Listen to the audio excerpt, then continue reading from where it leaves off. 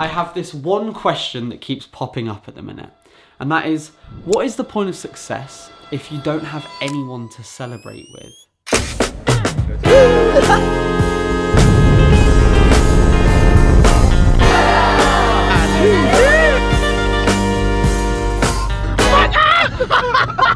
Let's all laugh and be like this at the same time. That's fucking sick, dude.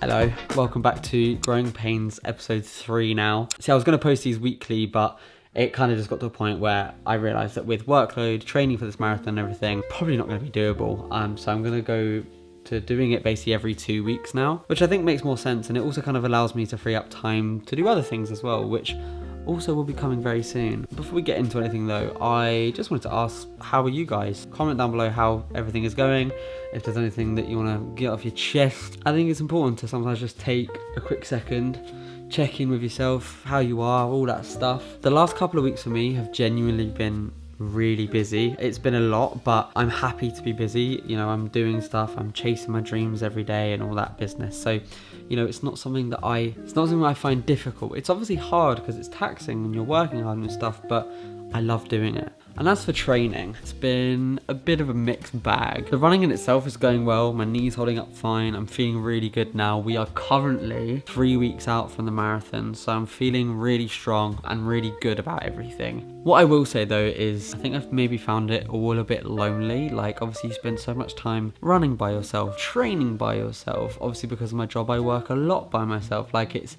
a lot of time alone, and I think the whole marathon training has kind of amplified that. And I guess this week I really tried to go into it really trying to see people and connect with people. And I got back from France and it was amazing, but you know, when I was out in France, I was with my loved ones, I was with my friends, and it really reminded me of that connection and how important it is in life. So when I was out in France, I was on a stag, and I basically said to two of my boys, I was like, look, I need to do 25k today, do you want to join me? And this is how it went.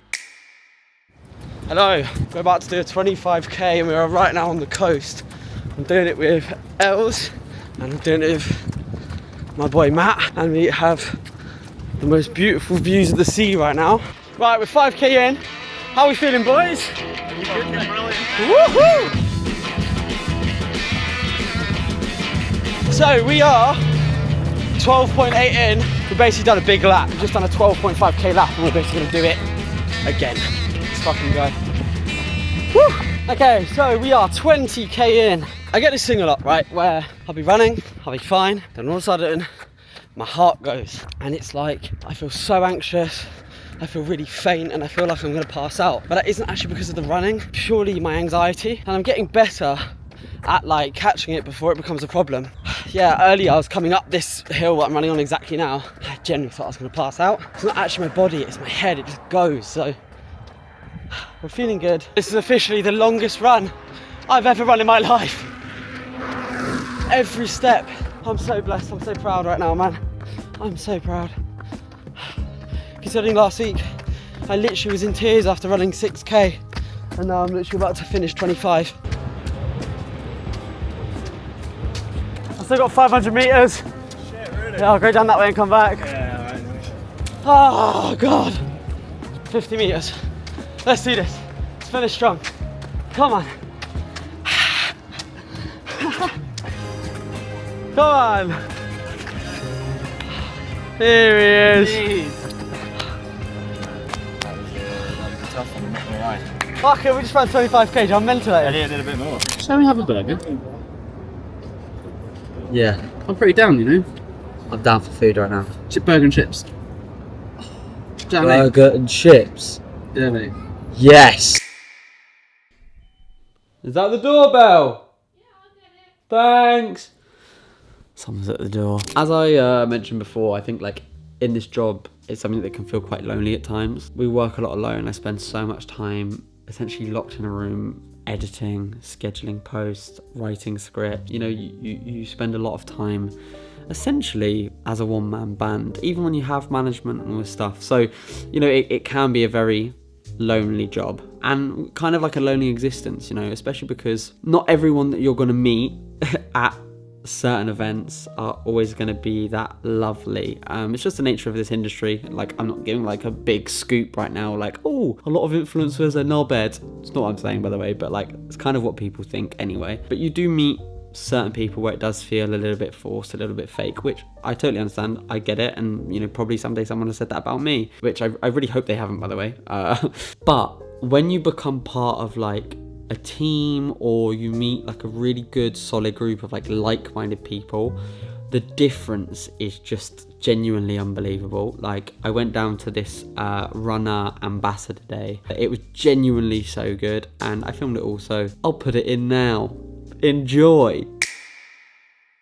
We're thrilled to have you all here at our Runner Ambassador Day 2025. The main man. Let me get to the back. So I've just met another person who's doing the Chicago Marathon. Who's gonna win? You will. Guys, I can't really film right now and it's really dark. But we're just in a sauna and that was so hot. I had to come out. Now I'm about to do an ice bath. Why am I doing this? Runner, I love you and hate you at the same time. The main man of the street. It's the only reason I'm here right now. Me too. Just see this guy. This sexy boy. And just like that, the day is done for Runner right now. Do you know one thing that's really nice as well? It's like when you go to an event and you forget that you've built like really nice communities of people, and you know, you spend so much time behind the phone that you forget that there's like people, man, and you know, there's so many familiar faces and like friends that you're starting to build within that like creative community, which is really nice. I'm now on my way to Kensington because I've got a talk, so I'm on my way there now, and I'll cut to the talk.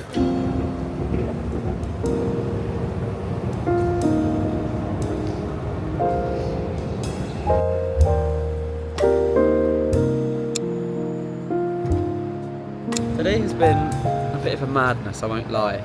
So I landed back in London yesterday and straight away was like, game mode, let's go. The runner thing today was absolutely incredible.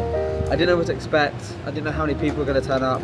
I didn't know who was going to be there. You kind of, I don't know, fall into that trap of forgetting how awesome some of these people are because you just see them behind your screen and it's so easy just to not meet up with them. When I meet up with a bunch of creators, it reminds me of what I'm pushing towards and it feels really refreshing. Whether that is with marathon training or with anything to do with content creation, it's so refreshing because it's a bit like, oh, like what I'm doing maybe is the right path.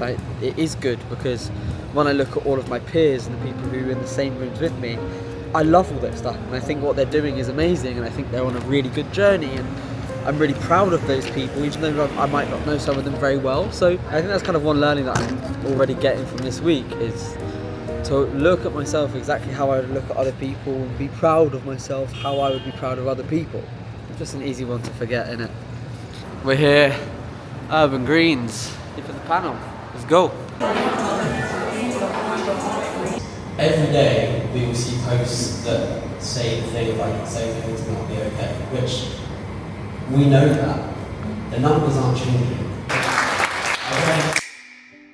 See, being in your 20s and feeling lonely is a weird feeling, but I think it's something more common than we think, especially when seeing so many people together doing run clubs, meeting for coffee, going for a pint, knowing that you'd fit in pretty nicely. It makes you question your choices, or worse, like there's something wrong with you. And look, I'm not trying to get deep, I have friends, I have a group of people. And even though I know social media isn't real and those people you see online are probably also feeling lonely, I still feel like I'm missing out on something, you know?